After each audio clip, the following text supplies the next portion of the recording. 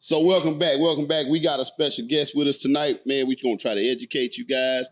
I've been knowing our guest for quite some time right now, and every time I get around him, he educates me. So it's time for you to educate our fans, man. He's been with the BISD for a little over 30 years.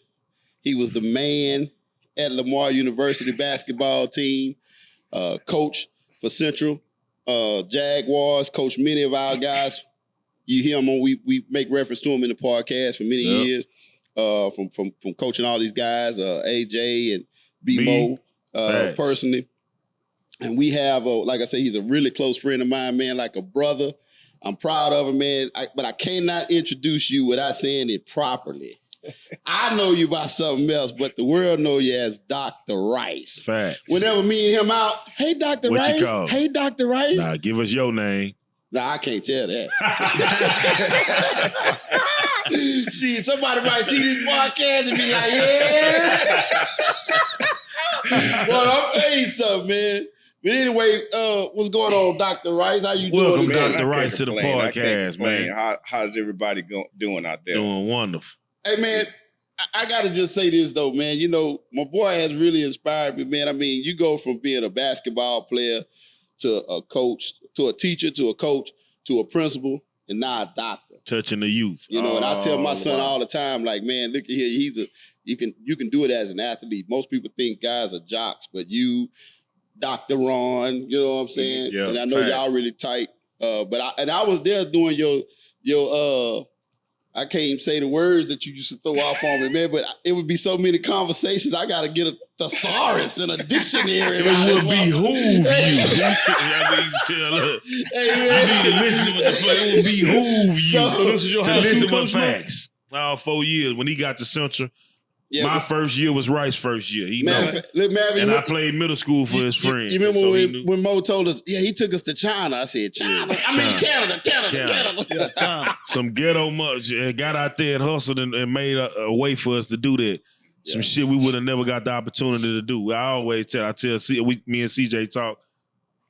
I always appreciate him for that above everything. Other stuff, hey, but fly that guy too. You know what I just remember when him on them sidelines coaching? Yeah. Oh, he suited and booted. So like, we go to the back. I say, God coach gonna be clean, man. Yeah. Hey, that's the way they used to do it back in the day. They don't do it like that no more. Yeah. So welcome to the podcast, man, and you tell us a little bit about yourself that we missed out. Go and tell us about yourself. Man, you pretty much hit the nail on the head. You know, coach. Professional educator for the last 30 years. Just love what I do, love working with the youth in the community. You know, every day I get up and I think about quitting, but I think about that one kid that if I make a difference with that one kid, how much, you know, it would mean to that kid. So it keeps me going. Yeah. Okay. And so your current role now, you are a principal, correct? Yes, I've served as a principal for the last 13 years. Okay, and I'm currently the principal at the Paul Brown Learning Center in the Beaumont Independent School District. So we're here today so we can get educated because everybody on the podcast been kind of talking to us on the Facebook comments and everything, not understanding what the hell's going on with the T.E.A. takeover. We see these articles about T.E.A. taking over. Breaking news. We don't. And not the average person don't know what the hell that is. And not to cut you off, Don, but in the media, what the media job is and what they do, I don't think that's their job, but I think that's what they gravitate to. They want to put the negative out, right? Mm-hmm. So I said, well, who can we call to really explain this? And you and I was talking the other day, and so I got a vast understanding about it. So can you kind of tell us about the T.E.A. takeover? First of all, before I say anything, first, let me say that my comments and my opinions does not reflect anything aligned with the Beaumont Independent School District. These are my thoughts, my opinions, and you know, my information. So I need to make sure that I put that out there so people won't get confused that I'm representing the Beaumont Independent School District in this situation. But you know, the T.E.A. takeover. First of all, it's unfortunate.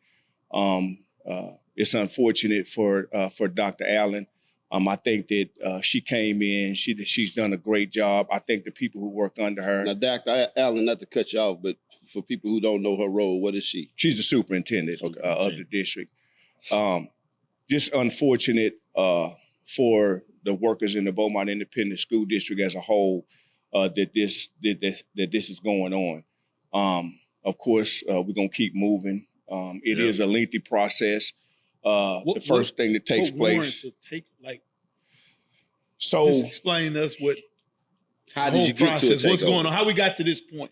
So what you hear every year, the district and schools are rated. It's called accountability, and they're rated based on how our schools and how our district performs on the STAR test, which is the state standardized test. Yep.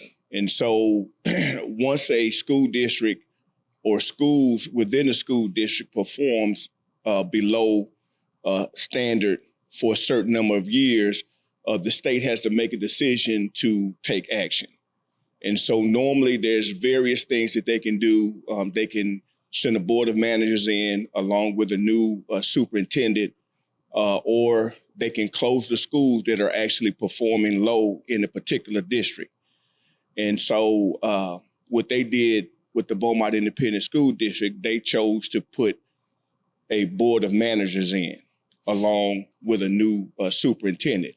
The first thing that they'll do is they'll send a conservator in, which is somebody from T.E.A. that will kind of oversee the transition of the superintendent and the board out. Would his board be local people or like people that from the state? So what happens is that the commissioner will open it up. He's already opened up for people in the community to apply to be a board of manager. And then once they get a board of managers, then he will appoint what you would call a superintendent to come in and work. Currently, they have a conservator that's going to be in a couple of days that will again oversee the transition. So the people on the board that the conservator, could any of them be any of the people removed from the current board? Not likely. There's nothing that says that they can't, but more than likely, none of those individuals will be selected. Why would, in your opinion, why is it that they're removing the board? So when the board share blame, the board's responsibility is to enact policy, make sure the policy is being followed, and then they evaluate the superintendent in the programs in the district. And so when they look at it and they see that there's a systemic issue, or perhaps there may be a systemic issue, then they have to look at where does it start at? And so they start at governance, which is the board and the superintendent. This happened before. That's what I was about to say. When did this We've last been happen? through this before. Recent history, right? So I think Mr. Robert Turner, wasn't he on that board? Yes. Okay. We came I think out it of was so they just take anybody in the community can apply for these positions. Anybody can apply. Because I remember Mr. Robert Turner was on it. I remember the lady that was like the president of LSU. Lamar. She was Lamar president. I can't remember. It was a few people that was on there, but so anyone in the community can apply for this. You can apply. Really? Mm-hmm. Okay. You can apply. What I wanted to ask is there a voting process or they just appoint people? So an interview process. How do you come out of it, like us as a district? Because it is a way. Or did we not before? Because I thought we went through that before. So we are right back. You said 2021? I thought I read it was 2012.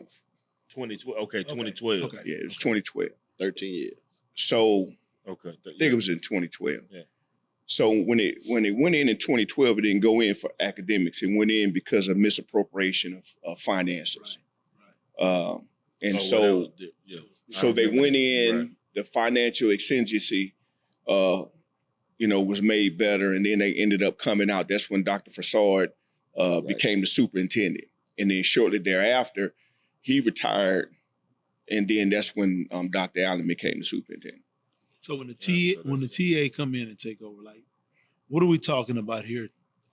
A semester, a year? What are we talking about? Like, or just till they get them back up to standard? So the school, What is the so the school district has to be performing at least a C for 2 years in a row in order for them to leave.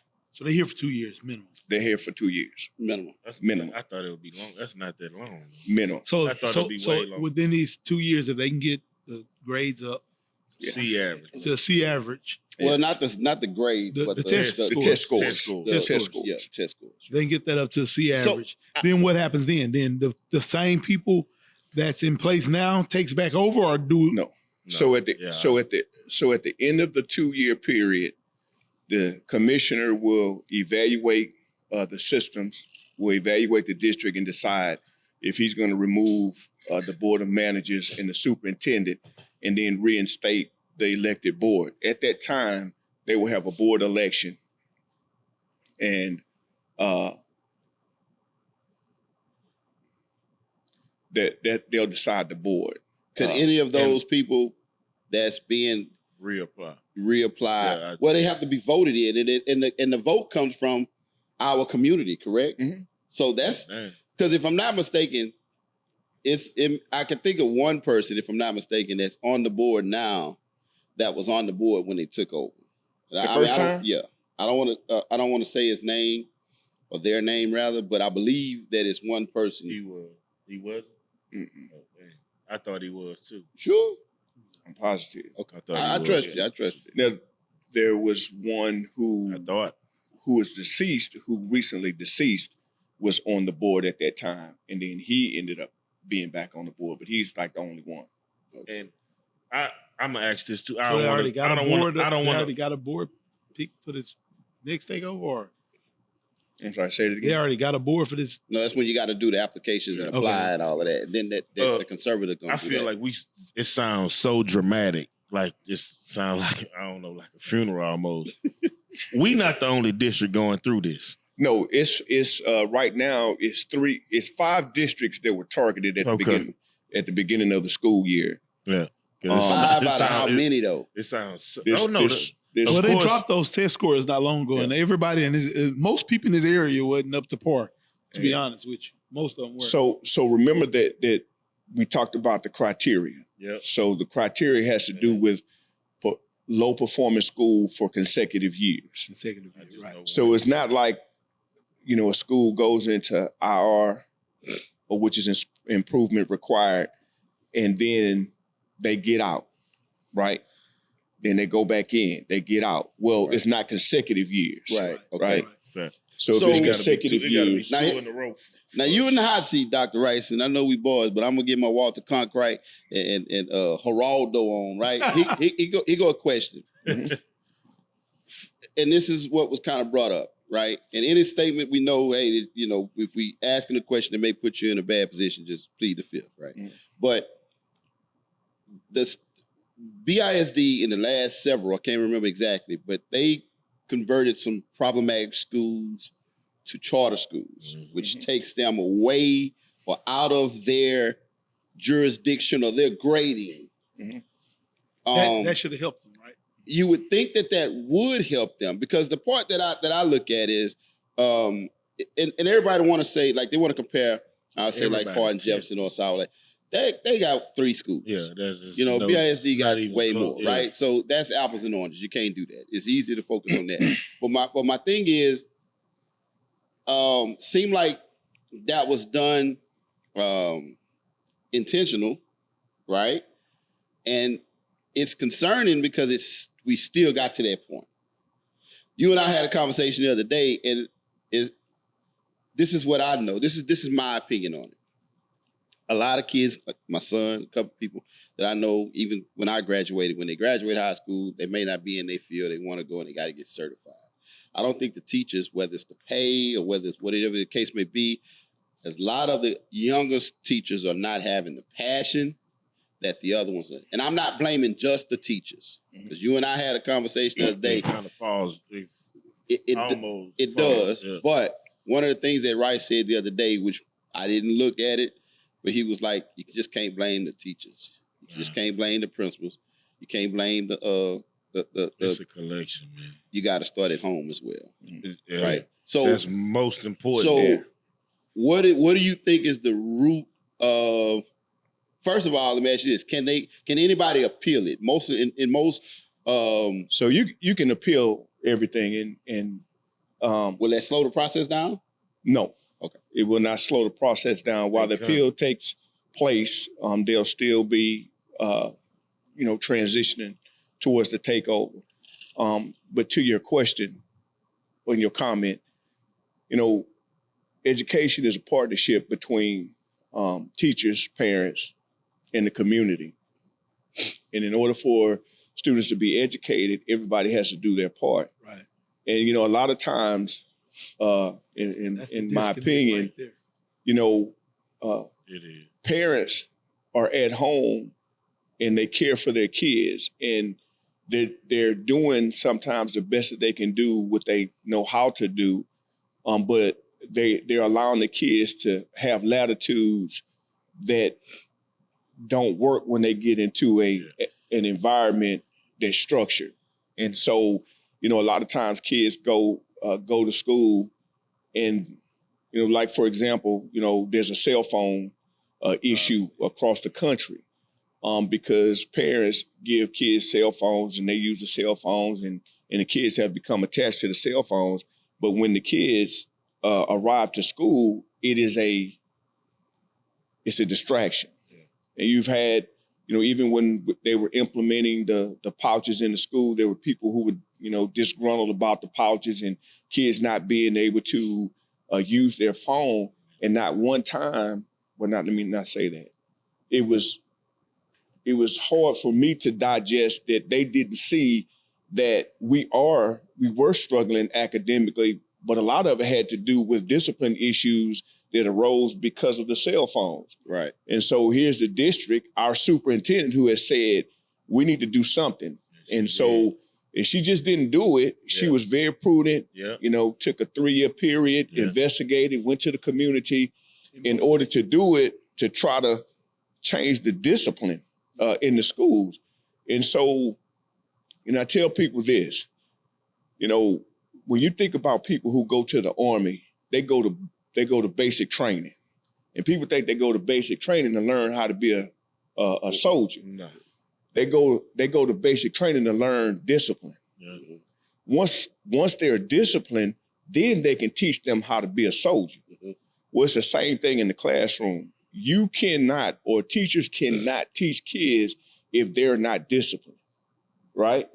They have to be disciplined from a behavior standpoint, but they also have to be disciplined when it comes to, this teacher has just completed this instructional delivery. So now the student has to go home and they have to do some extra things to make sure that they retain the information. And that don't always happen with our students. And so the reason why it's not happening, because the things that should be done at home are not necessarily being done consistently with the students. And so when the kid goes home and they haven't done what they need to do and they come back, everything that you learn is connected. No different, even in basketball. If you learn how to play basketball, football, everything is incremental. So whatever you learn today is the basis for whatever you're gonna do tomorrow, so forth and so on. Yeah, right. So if I don't go home and I don't practice this, and then I go back the next day because I hadn't retained it, then I'm gonna have difficulties retaining that information, right? Unless my cognitive abilities are such that I can do that, right? The other thing that's plaguing us is attendance. We have kids who don't come to school regularly because the parents allow the kids to say, I don't feel like going to school today. When you was in school, Man, if you didn't have a fever and you wasn't dying, you went to school. You went to school. Well, again, incremental learning. So today, I taught 5th grade, so I'm gonna use this example. So today we learn how to do 2-digit multiplication, right? And so we've been working on that for the last 2 days. you didn't come to school So you for the behind. last 2 days, right? Well, you come on the third day. Now we're working on 3-digit multiplication, right? Missed the foundation. You missed the foundation. Missed the foundation. So now you already behind trying to play catch up, right?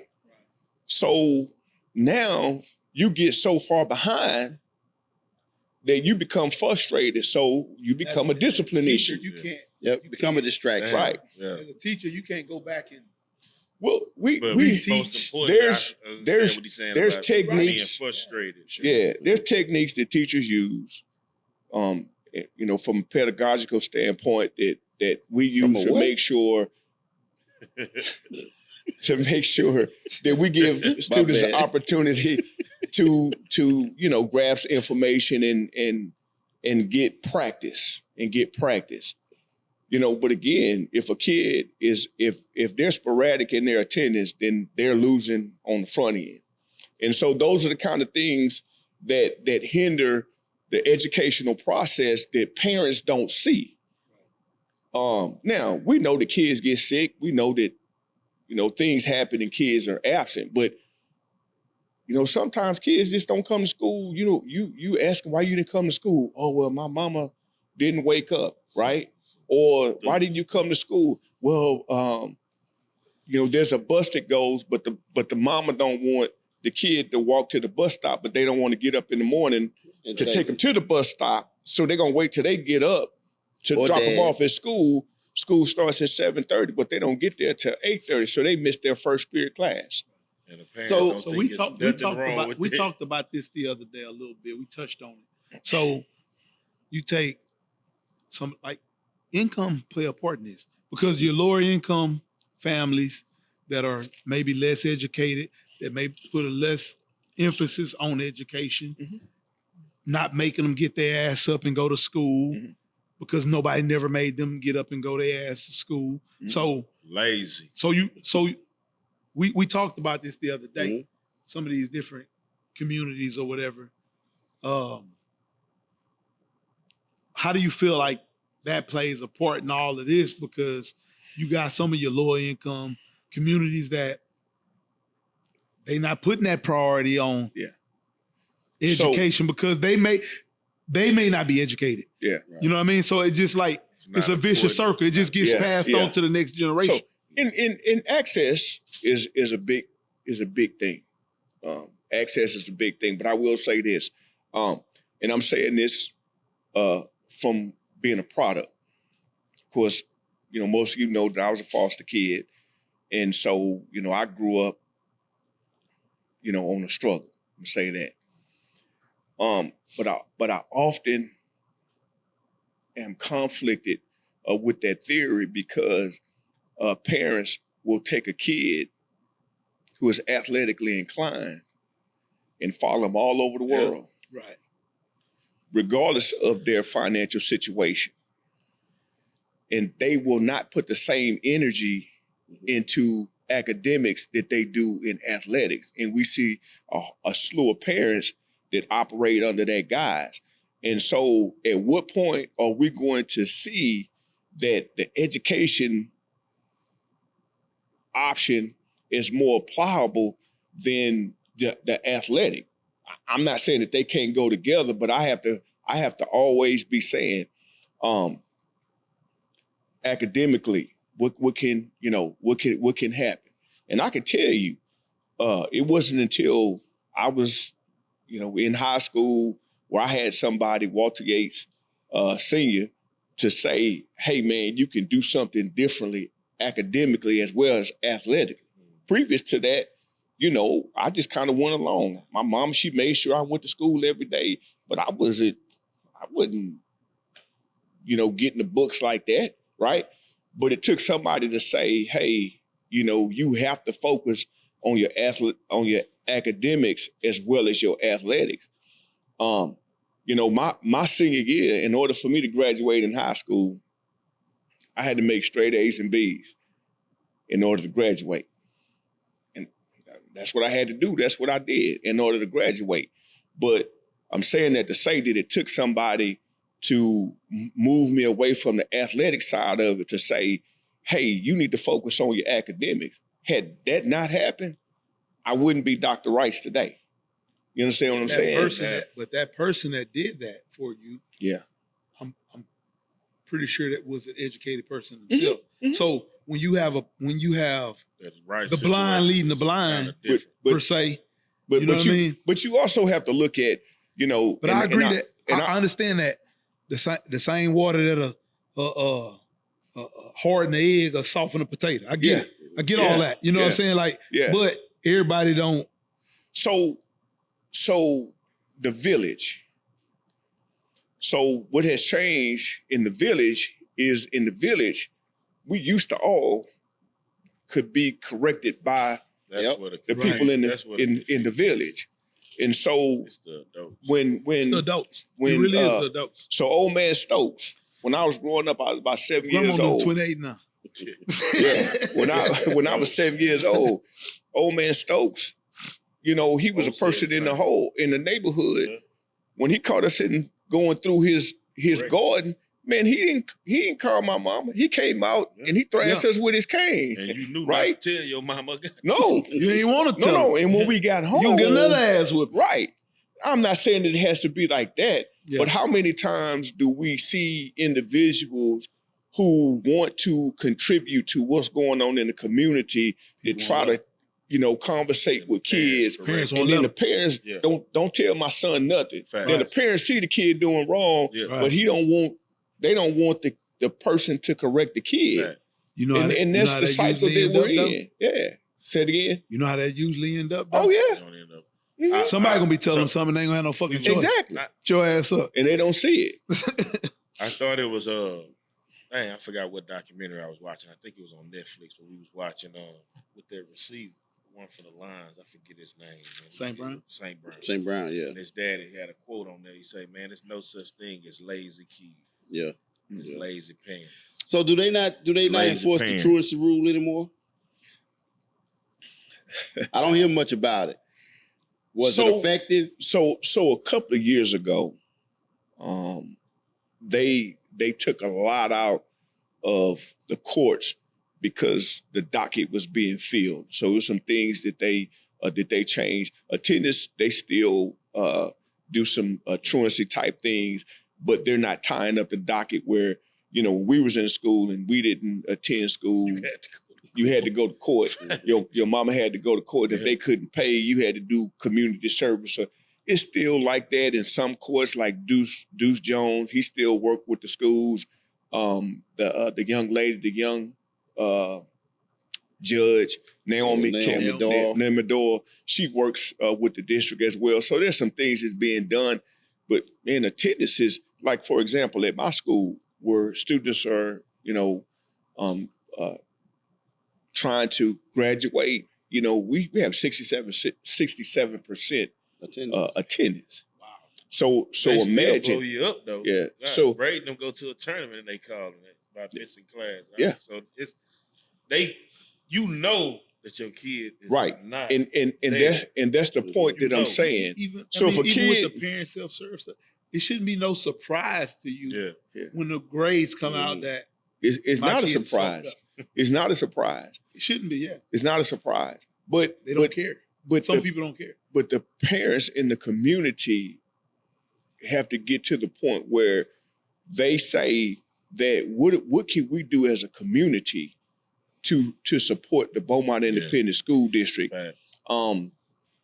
There's so many programs that the Beaumont Independent School District runs during the year. In the summer, we have the STEM night. We have, you know, some enrichment programs at the elementary school. You know, they have credit recovery for secondary schools. There's so many things that, you know, Dr. Allen implemented to support. You know, one of her things was to decrease the poverty factor. And I think that she's done some things to try to do that. But the question has to be asked, but all the things is made available, how many people take advantage of it? There's things that are available to you know, to strengthen the academics of the kid, knowing that access is an issue for some of our kids, but we're making things available to them, but are they using it? Right. So the partnership is being strained because, you know, as educators, we're responsible for A, B, C, D, and D, but on this side, there's not a whole lot of support on this side. Yeah. Now that's not with every parent, but there's a lot of parents where it's affected. Percentages You know? is just not. Yeah. Sure. And Sometimes until when you got a problematic child, Yeah. and sometimes it just take meeting the parent to say, you understand why? okay, I get it. Yeah. I see why this child Yeah. is who. Yeah. You know what I Yeah. mean? It's sad, but it's true. You know, Yeah. I think we talked about it the other day with kids. It's a survival mechanism, man. Sometimes whenever they get afraid, or you know, if they don't know, or whatever the case may be, and I'll tell a story. But those kids seem like they got to become disruptive. They got to act tough. They got to act this in order for them to survive. You know, so to not be ridiculed in front of their friends and all of that. It was a thing. Kids act out for some crazy. Bruh. I had a lady tell me, that's a teacher. We all been through it, Tell me about a kid that I knew. but being continuous. She said this kid is normally the most pleasant, greatest kid you ever meet. Mm-hmm. She said, I finally figured out the pattern when I ask him to read or something like that. He feel like I'm singling him out because he may not be a strong reader in that area. He may not be a strong reader. So, bam, now he's acting out. Now he's maybe cursing at her or whatever the reason may be. But we got to get to the root of all this shit, man. Like we can't. I think we did. But I'm saying, as an educator, you should know that about your students. Yeah, that, most definitely. this kid suffers in this area. Right.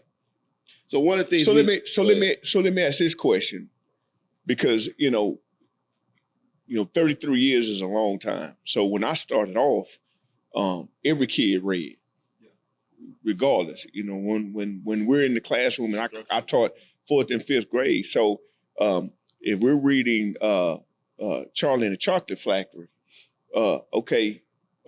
Your turn to read. Your turn to read. Everybody read, and so even the kid who had difficulties reading, when we came across a little short paragraph, he didn't have a long paragraph to read, but he read, right? And so, have we come to the point where we've watered down our expectations for kids? Yeah. Well, I believe so. No, listen, because this is like. Sometimes I get emotional because I feel like for our kids, is it necessary for us to always like lower our expectations for them? Yeah. Right? Yeah. We have programming for students, and a lot of times parents don't want to put in the work for their kid to be where they need to be. But then when they're not where they need to be, then they get upset because they can't participate in certain programs, right? I know some that'll qualify them for what they call 5-0 to get paid. You know, now in some cases that situation is the best because you get more time to take your tests, but then some abuse it just for a check. Yeah. But like you said earlier, Coach, you know, it's like the parents and the system got to be on the same page. Right. Like They because you somewhere. only have, let's say you got a kid and read in English, right? What the 50 minutes, an hour, maybe an hour. So you got this kid for 5 hours a week, right? Trying to teach him how to read, but the parent got the kid. Yes. Infinite fucking hours. So let me. So they really gotta be working with you for this to work. So let me tell you. Let me say this. Let me give you an example of something that so my daughter and my son, they went to Hardin Jefferson. Right? Shout out H.J. Hawks. H.J. Hawks. So, being an educator, living in Sour Lake, and then having the opportunity for my kids to matriculate that high school in those schools. So y'all gonna hit the sorry. So, of course, I paid attention because people are always saying, this school is, these schools are better. Lumberton is better. Yeah. Hampshire Fournette is better. So both sides. Two things that I say to that. One of the things that I say is when you look at the product that's going, that has to do with the home life, right? That has to do with the access, that has to do with the expectations that's given to the kids, right? So when they go to school, that's the product, right? The other side of it is, man, at HJ, at the beginning of the year, they give these expectations, and when you operate outside those expectations, it's a consequence. Yep. And they don't bend, right? Mm-hmm. And the parents in the community understand that, and they don't fight it. Like what I just got through talking about the pouches. But to me, that go back to economic. To me, if you break it down and say, you look at the parents. Mm-hmm. You can say that on both sides. Aspects, though. On both sides, you look at the parents. The educated parent, and I'm not saying somebody's uneducated. I'm not saying that, but as a whole, you may have this school who have more educated parents. Yeah. That's gonna pass down to the kids. So when you think about Sour Lake, which is the country, everybody who matriculates HJ are not educated. Their parents are not educated. So it has to do with. But if you look at the dropout rate from a BISD school and a Hardin Jefferson school, right? The numbers going. I would think that the dropout rate in Beaumont. So these dropouts become parents. Mm-hmm. They become parents at some point, and they sending these kids to school with their mindset. You know what I mean? And you got these other kids at this other school, Hardin Jefferson or wherever, that's more educated, sending their kids. So to me, it's like You're saying they trying to go away from what they think is. It's the leadership, bro. It is. But my mother had a 5th grade education and made sure I went to school every day until she decided to leave. Right. So you wouldn't be like her, yeah. Yeah. So I don't want to just put it on that. On that. It is parental. To me, it's parental practice. Work, is what we think, and we keep saying, in my opinion, we keep saying the kids are different. The kids is different. I hear people say the kids are different. No, it's what we do as adults that's different. It is what we allow, and we say, "Oh well, I remember when." Yeah, but listen, let me tell you something. Coach, let me tell you something. I stayed in a vacant house for 60 days. Me and my brother when my mama left.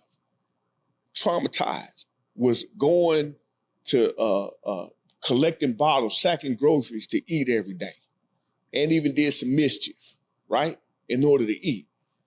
I ain't never wanted to go to school and curse out a teacher. Right. Yeah. Never. Or be disrespectful or curse or whatever. And they say, well, the kids are angry because they're experienced. No. In some cases, the mental illness is real, but some of it has to do with how I, as a parent, think about this. Think about the videos that you see with kids who are on these videos, and it's a group of people, adults around, and the kid is repeating what the adults say. Yep. And they laughing, and they having a good time, and they say it again, right? Well, now that kid is a little bitty cusser at 3 or 4. Well, then the kid grows Hall up. of Fame cusser by the time he gets kid. Oh, yeah. All-American. All-American cusser, so fast. Right? So this is my son right here. He just came into the world, right? And he has a binky. This is true. But he has a binky, right? And he has that binky. And whenever you take that biggie for him, he starts crying and he starts screaming, hollering, running, flipping over, kicking stuff because he want that binky, right?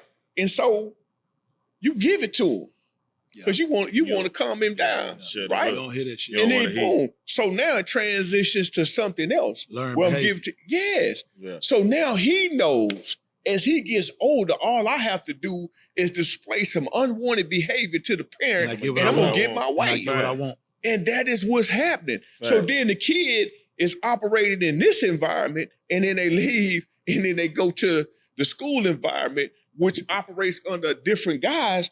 And now the kid is in trouble because the kid don't know how to operate. Right. But That's that's a lot just of, like to me that's just like co-parenting, right? You co-parenting with the school, basically. Thank you. You need everybody got to be on the same page. If I'm gonna have this kid a certain way, y'all gotta have this kid a certain way. That's a good He can't go home. He can't go home and You also do what the fuck he want to do. You also expecting something though. You got to meet me somewhere. But coach, You still got to be respectful. with you working in the district, and you have an interaction with parents, right? And you've worked in multiple districts, right? Right. So, and you have an interaction with these parents. There's times, I'm fairly certain there's times when parents come in there and you like, I know exactly what's God going on. almighty. Like, I heard one of my cousins told me one time, we was I was coaching Little League football, right? We went to these kids' little award ceremony. My cousin, he had a way with words. R.I.P. to Mavis, my guy. But he had a way with words. He say some wild shit.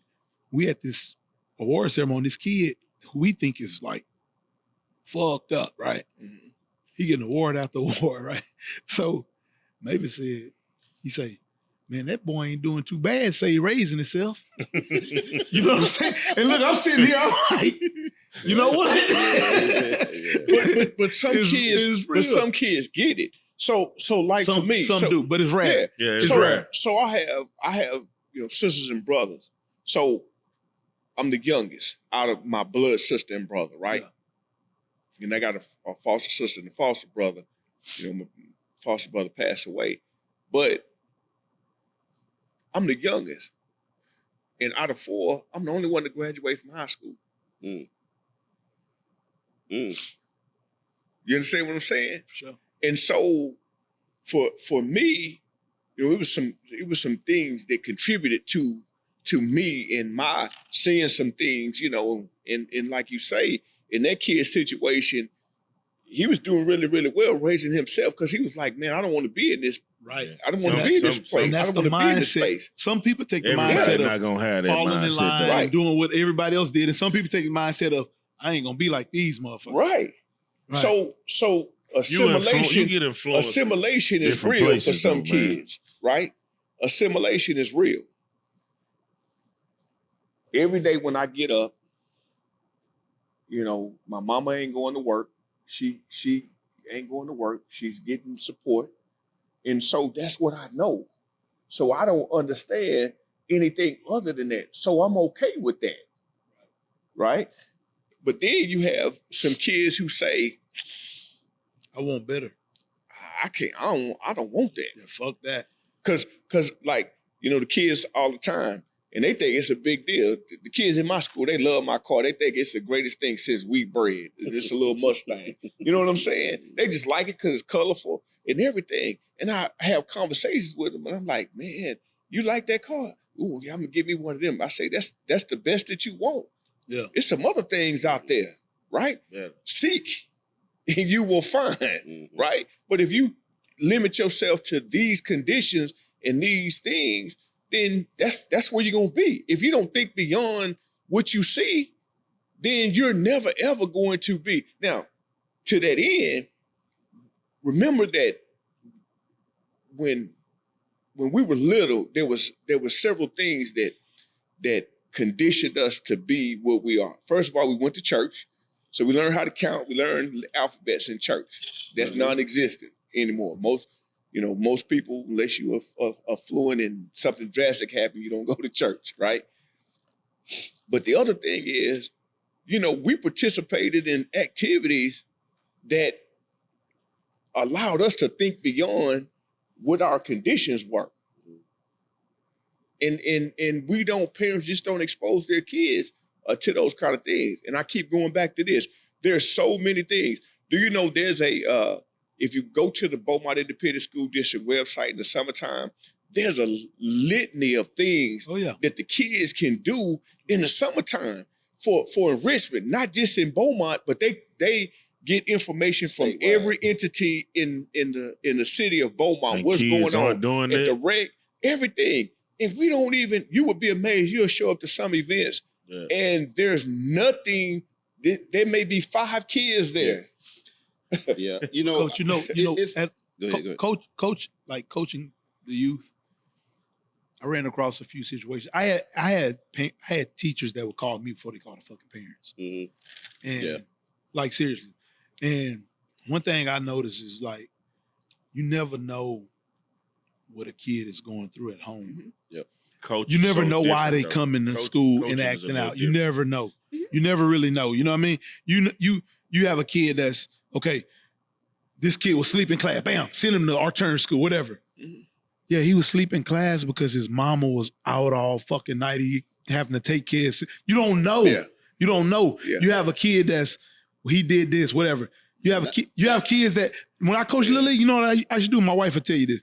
When I coach youth sports on Saturday mornings, I should tell my wife, we bringing them collages, we cutting up fruit, because some kids ain't ate since Friday at school. Right. Yeah. Right. You don't know, bro. Exactly. Like, you never really know what a kid really truly going through. And you don't. So in my situation, I am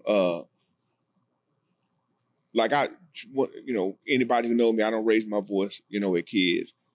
But I always You probably insult them and they don't know they're being insulted with them big words. You said about 5 that I'm looking up. Go ahead, bro.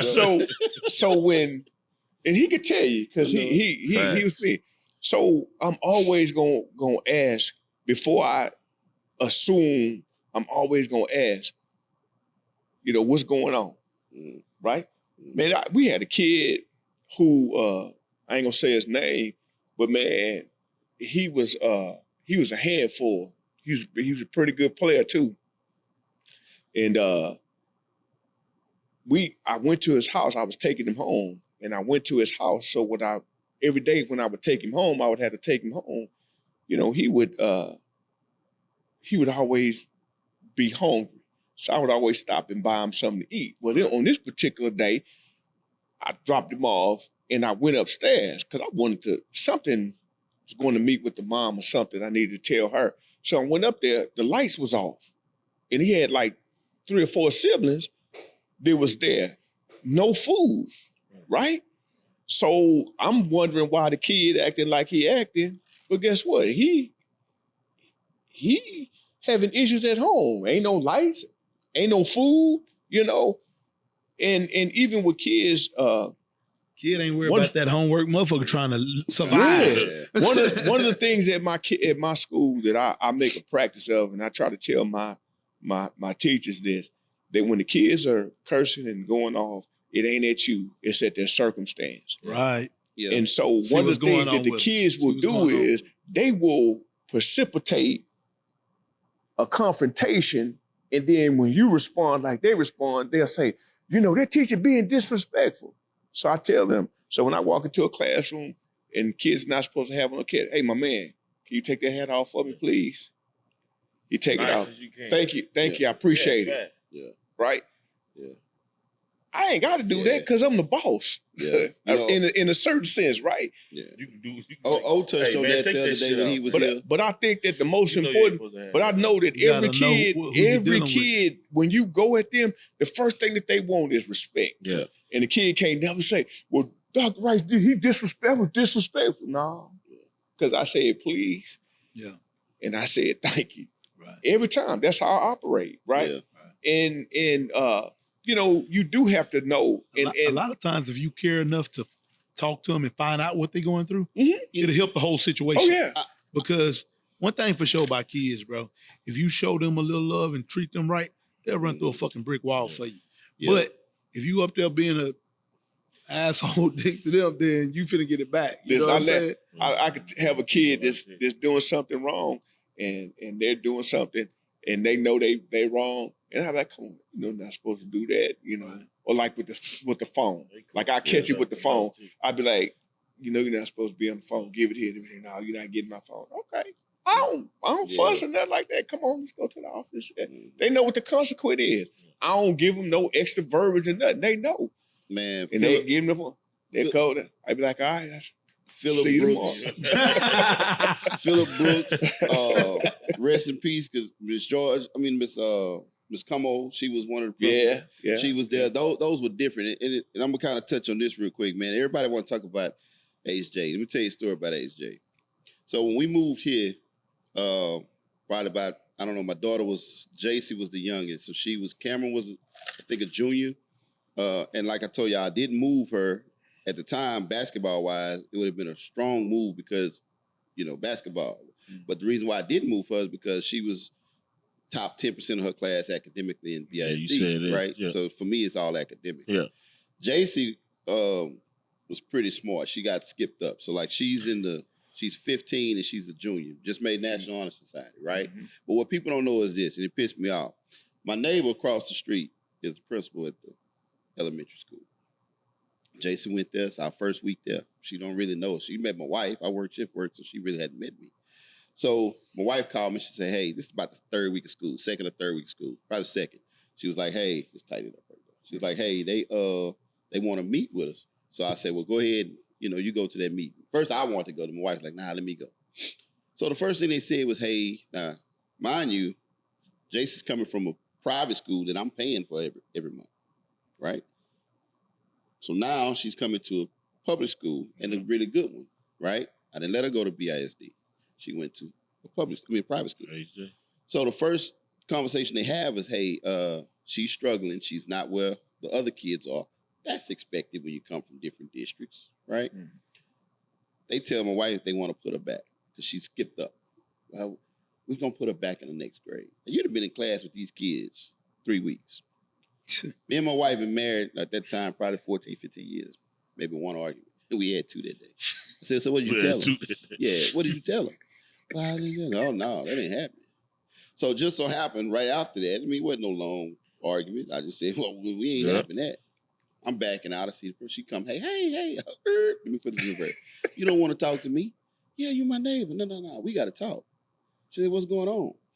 And I told her, I said, I'm pissed off. She's like, why? I said, well, my daughter, you say she's struggling. Yeah. I said, your first fucking option is to put her back a grade. I said, you can look at the size of my house and see I'm going to get tutoring or something. You didn't offer shit. You just go back into put her in another grade. I said, she's not going in another grade. If she's going to go back and repeat the 5th grade or 4th grade or whatever grade she was in, it's because she's going to fucking fail it. So the lady ended up, principal, she's still across the street. She still got a job. I was trying to get it. But she called me back the next day. She said, Mr. Dill, you absolutely right. You know what she did? I ain't gonna lie. Ms. Lyons, shout out to you. But we paid, but she tutored my daughter for the rest of the year.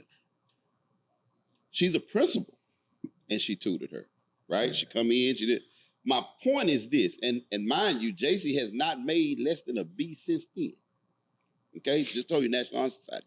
But what I'm saying is, everybody's saying this, they did what most schools do. They don't want to deal with it. Right. I was about to they say didn't that. give me no options. Your only option is to make her go back. Mm-hmm. So if I'm not who I am, because look, anybody that knows me knows that I'm going to work for everything I got. You understand what I'm saying? My son playing basketball, bro, we going to be in the gym. We not going to get, Rice will tell you, we was in there. So if you take a kid to training to get better, take them to and we got her tutors. We got her everything. You know what I'm saying? And what the people in the podcast, I hope they know, Dime's son graduated from fucking Yale. Yeah. Don't get no better than that. Oh, no, they know. Kudos, boy. Kudos. And even though this is known as a sports park, it was important for us to try to help y'all understand, because it's not a death sentence. But what it is a reality check. That everybody want to point the finger. The T.E.A. situation. Yeah, the T.E.A. situation. Right. So everybody got their opinion, and you entitled to it. Yep. Mm-hmm. But I'm going to go old school. When you point the finger at this teacher, this person, it's 3 more. What is your involvement? What are we doing as a person, as a parent? Even as a community. I don't have kids at BISD. But I know if somebody called me and asked me to help them, I bet you I'd pay for fucking tutoring. Or I tell them, hey, they can go up here and get free tutoring, right? So do you think some of the teachers these days, like you say, do you think they taking the easy route out? Well, let me explain something. My daughter graduated from North Texas. I got another daughter. She's going to law school. She graduated from North Texas. Bro. Damn, how many kids you got? You play spades? They got 5 in 12 the in pocket. the Now listen here. But my daughter graduated from North Texas, going to law school, political science. She wanted to take a break. She decided to go be a teacher. Baby, I love you, but what did daddy tell you? I feel sorry for them fucking kids. Because she's not equipped to be a teacher. And she taught for a whole year, said, I'd never do this again. But you want me to tell you something? It's people that's doing it. You know what she screwed those kids because, to me, she did it as a check.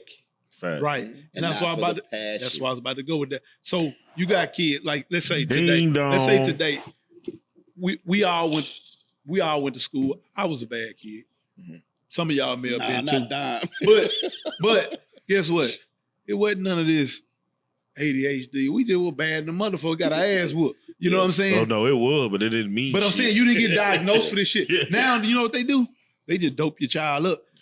Because I had a child that they wanted to put on medication. Man. Nah, we're not doing that. Look, you went to school to do this, you're gonna deal with that shit. I'm sorry. She may give you a hard time, or he may give you a hard time throughout the day, but yeah, this is I'm where not doping my child up for your day to go easier. We let Rice get his final thoughts out. This is the travesty. We went long on that. We did, but I want to go before you cut off. I want to. Is the T.E.A. takeover a good thing, or what do you think? Is that a good thing for the district, or is that? It depends. Yeah. You know, in my opinion, I think that when you have people who are coming in sporadically, who do not understand the dynamics and who do not understand the community and the dynamics of the community, it can be a challenge. Right. And so you have to really look at it that it could be a challenge. I think that, you know, there were some good things going on in the district. Depending on who comes in, if they make a change, then now you're uprooting a lot of things that were in place. There's going to be movement with personnel.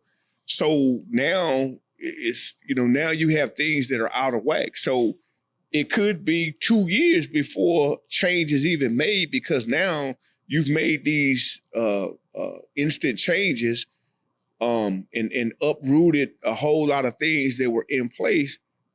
Some things you got to be honest, some things may have needed to be changed, but at the end of the day, when you come in and you're doing a wholesale change, it may not be as profitable. We old school, right? We old school, most of us. So if we saying, look, man, this in-house business, we're gonna handle this business in-house. Do you think that they should have been I'm sure they've been given the opportunity, but do you think it would have been better if they would have handled that in-house and not have someone, outsiders, come in and say, how outsider gonna come in and fix your house? Yeah. You know what I'm saying? Like, how does that work? Like, if, like you said, they don't know the kids, they don't know the parents. In these smaller communities, you have a personal relationship with parents. Yeah. You may have went to school with that boy mama. You know what I mean? Like, so it's difficult because of what the law says. The law says that if a school district is not performing, they have to come in. However, I also don't know from a forensic standpoint what they looked at, what they saw that made them make the decision that they made. I don't know. I do know that, you know, they came in, they visited the district, they looked at some things, they asked for some documents, they looked at some things. I don't know what they saw that made them make the decision. And when this was this year. This was recent. I thought they did it before. Multiple years of underachievement. Well, one of the things that we learned today was that, because it was, I hope y'all watching this, man, because one of the things that we learned is that the perception is, oh, here we go again. But Rice clarified that it wasn't the first time. Wasn't great. Academics. No, it was finances. Right. So that's the first. If you don't know, you think it is. The part that's got me concerned is that it's kind of like, to me, like the presidency, right? When he came in, you know, he wants to do everything his way. But to me, as a community, as a school, like if HJ, if Lumberton, or all of those schools, Port Arthur, are all doing well, we need to kind of take what they're doing well and implement it for us. Kind of like for me, I say, look, if it's a president, why don't we go to Canada and see what the hell Canada so they can get free, you know? Hey, man, we got to shout out our guests, man. It was a dope episode. Episode 8, we kind of did episode 8.2 for y'all to educate y'all. Shout out to Dr. Rice, man, for educating us tonight on the T.E.A. I appreciate it. I learned a lot. Everybody else can get their input. You know, I'm a little educated. I definitely learned a lot, man. And you gonna learn a lot. I want to double down on the Blueprint podcast. Is not just about sports. Nah. Listen, man, we giving y'all some life lessons on here. This right here is being talked about all through our community. The T.E.A. Nobody know what they talking about. Man. I didn't know. I appreciate Coach for coming in and educating us on that. I'm gonna say getting us one up thing. to speed on what's going on. What I learned today is you can be part of the problem, part of the solution. Facts. Right. So it's your choice what you're gonna choose to do. Or you're gonna be part of it, or you're gonna be the cause of it. Simple as that. There's no pointing the fingers. We all Beaumont, we all Jefferson County, whatever case may be. We need to fix it ourselves, and the way we do that is get them people out of here. It's going to take everybody. It's going to take the parents. It's going to take the educators. We don't need the point. It's everybody, done. Man. Whole community. We can't go back and do it. It's done. So let's just go forward from this point on. Appreciate the lesson. Appreciate you, Dr. And I learned that from Dr. Rice. Dr. Rice. So I appreciate you, man. It will behoove y'all to know about what's going on, That's man. one of the words he kept telling you. Rice took Mo to China. Cold, man. Right, deal? Well, he took him to China, huh? Oh, yeah. Got on the plane. Hey, listen, y'all. Hey, it can't be a 70-30, not a 60-40. Nope. 50-50. Talking about a 50-50 love. Let's get it. Hey, That's we what need it's to gonna talk be. Some about babies, man. participation, because you Say it again, Coach. You got to put a disclaimer. When Say you that say shit again, 50-50, Coach, for them babies, man.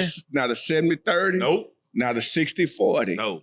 Talking about a 50-50 partnership. Yes, sir. Yeah, to get this done. It's the only way it's going to work. Amen, man. That's the only way it's going to Signing work. off. Parents, y'all We step out. y'all game up, man. Yes, The Blueprint.